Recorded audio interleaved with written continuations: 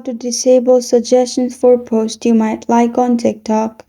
Hi everyone, it's Sophia to assist you today without any delay. Let's jump right in. First, open TikTok. Click on your profile located at bottom right.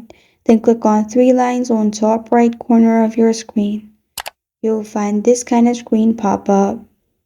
Simply click on Settings and Privacy at the bottom.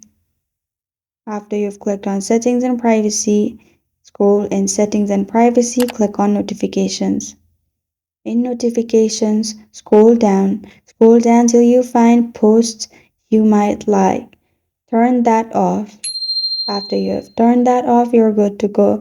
This is how to disable suggestions for posts you might like on TikTok. Thank you for joining me today. If this video helps you out, please leave a like and subscribe for more. Got a question or want to suggest a topic? Comment below. I am Sophia signing off until next time.